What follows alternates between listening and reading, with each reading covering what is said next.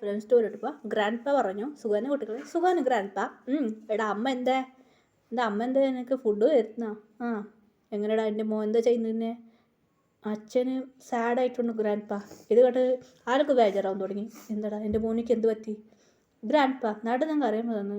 എന്താടാ ഇതാണ് പ്രശ്നം അറിയാം ഗ്രാൻഡ് പാ ഒരു ബിസിനസ് പ്രശ്നമായി ഗ്രാൻഡ് പാ പേര് പറഞ്ഞു. ഇത് കേട്ട് ഗ്രാൻഡ് പാക്ക് ടെൻഷനായി.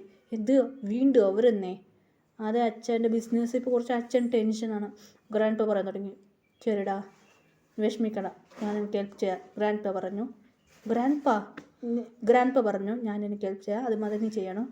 ശരി ഗ്രാൻഡ് പാ എന്ന് ഗ്രാൻഡ് പാ വാടാ എൻ്റെ കൂടെ. അങ്ങനെ ഗ്രാൻഡ് പാൻ്റെ പായ ഹോസ്പിറ്റലിൽ പോയി. ഫ്രണ്ട് കുറച്ച് പേടിയായി. അതോടെ ഗ്രാൻഡ് പാ പറഞ്ഞു ബാക്കി ഫ്രണ്ട്സിനെ വിളിച്ചോ. ഗ്രാൻഡ് പാ പറഞ്ഞു വേണ്ട മോനെ നീ ഇടുന്നോ. രണ്ടുപേരും ഹോസ്പിറ്റലകത്ത് പോകാൻ തുടങ്ങി. ഗ്രാൻഡ് പാ പറയാൻ തുടങ്ങി എൻ്റെ കൊച്ചുമകൾ എവിടെ അവൾ വീട്ടിൽ പോയിട്ടുണ്ട്. ശരി ഓക്കെ വാടാ നമുക്ക് പോവാം.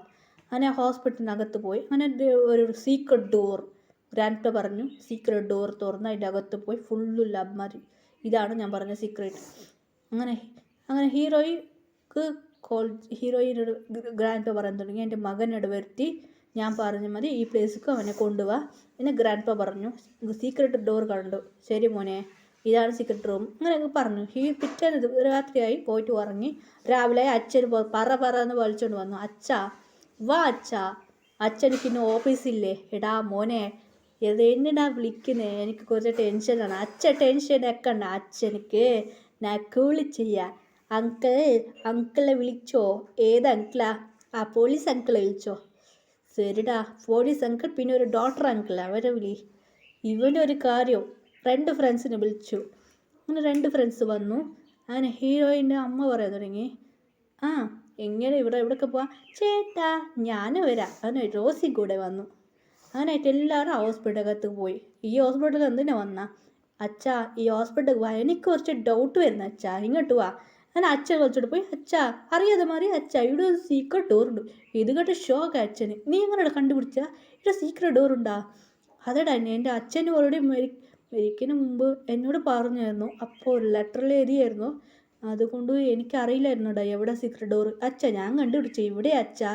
ശരി ഇവന് ആ പേപ്പർ ഒന്ന് നശിപ്പിച്ച് പോയി. അച്ഛാ ആ പേപ്പർ എനിക്ക് കിട്ടിയായിരുന്നു. ചുമ്മാ കള പറഞ്ഞാണ്. ശരിക്കും പറഞ്ഞ ആ പേപ്പർ വില്ലേൻ്റെ കയ്യിലുണ്ടായിരുന്നു.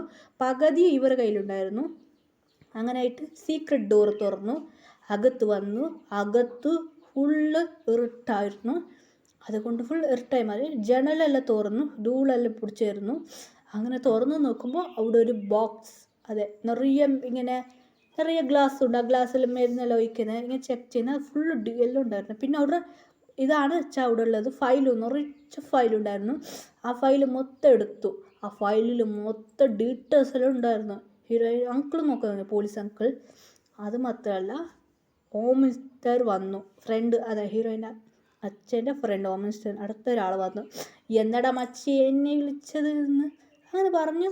എവിടെ പോയി മച്ചാ ഓ ഇതെന്താ ഡോറ് അങ്ങനെ തുറന്നു വന്നു. ഓമിസ്റ്റർ വന്നു. എന്താണ് ഇതൊരു റൂം എന്ന് പറഞ്ഞ് ഫ്രണ്ട് വന്നു.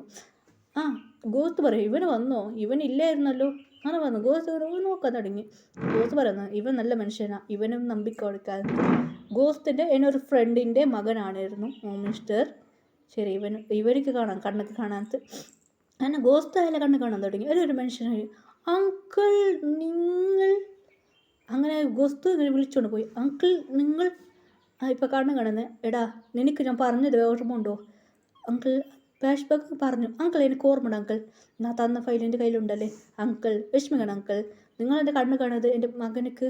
അങ്കിൾ നിങ്ങളിപ്പോൾ എൻ്റെ കണ്ണ് കാണാൻ കാണി.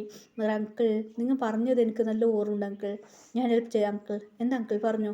ശരി അങ്കിൾ പറയാൻ തുടങ്ങി. ആരെക്കോട്ടെ ശരി. അങ്ങനെ ഹീറോയിൻ്റെ ഡാഡിൻ്റെ ഫ്രണ്ട് മച്ചാ എങ്ങനെയായിട്ട് അങ്ങനെ വീട്ടിലേക്ക് ഓടിപ്പോയി. അവിടുന്ന് ഓടിപ്പോയി അങ്ങനെ മിസ്റ്റർ വീട്ടിലേക്ക് ഓടിപ്പോയി. ആ ഫയൽ എങ്ങനെ കണ്ടുപിടിച്ച് ഓടി വന്നു. അതായത് സീക്രട്ട് റൂമായിരുന്നു. സീക്രട്ട് റൂമിൽ എടുത്തുകൊണ്ട് ഓടി വന്ന് ഹീറോയിൻ്റെ അച്ഛനെ കൊടുത്തു. ഡാഡാ മച്ച ഇതാണ് ഫയൽ. അതിൽ നിറയെ ആ വില്ലൻ്റെ ഡീറ്റെയിൽസ് ഉണ്ടായിരുന്നു. വില്ലൻ എന്തെല്ലാം തെറ്റ് ചെയ്തത് എന്തെല്ലാം ക്രിമിനൽസ് ചെയ്തത് എല്ലാം വീഡിയോ അല്ല ഇതെല്ലാം ഫയലിലുണ്ടായിരുന്നു. അതുമാത്രമല്ല പിന്നെ ഹാക്ക് ചെയ്യാൻ ഡീറ്റെയിൽസ് എല്ലാം മൊത്തം ഉണ്ടായിരുന്നു. അതുമാത്രമല്ല അവർ കുറച്ച് തെറ്റ് കാര്യം ചെയ്ത് ഡീറ്റെയിൽസ് മൊത്തം ഉണ്ട്. അവന് എത്ര വൈഫുള്ളു എല്ലാം കുറേ ഡീറ്റെയിൽസ് ഉണ്ടായിരുന്നു. ശരി ഓക്കെ, ഇതാണ് നല്ല കാര്യം ചെയ്തത്. പിന്നെ ഓമസ്റ്റർക്ക് ഒരു കോൾ വന്നു. ഹലോ, എന്ത് പറ്റി? അതുപോലെ മകന് ഇത് പട്ടത്തിലിരിക്കാം, എന്ത് നിങ്ങളെ പട്ടം താഴെ ഉണ്ടാക്കിയിട്ട് നിങ്ങളെ താഴെ ഇറക്കിയിട്ട് അവൻ ഹോം മിനിസ്റ്റർ ആവണം പ്ലാൻ ചെയ്യാം. ഇതുകൊണ്ട് നിങ്ങൾക്ക് ടെൻഷനായി. ശരി, ഞാൻ വെച്ചിട്ടുണ്ട് പ്ലാൻ. അങ്ങനെയൊക്കെ പ്ലാൻ ചെയ്യാൻ തുടങ്ങി. ഇതാണ് പ്ലാൻ. അങ്ങനെ മകൻ എന്തെല്ലാം തെറ്റ് ചെയ്യുന്ന കാര്യം ഇതെല്ലാം ഗോസ്റ്റ് പറയാൻ തുടങ്ങി. Grandma ghost. അങ്ങനെയായിട്ട് ഈ പ്ലേസ് ഹീറോയും അല്ല ഗോസ്റ്റ് പോയിട്ട് അത് ഫുൾ വീഡിയോ അവിടെ ഇത് ക്യാമറ കൊണ്ടുപോയിട്ട് അവർക്ക് എല്ലാം ടച്ച് ചെയ്യാൻ പറ്റൂ.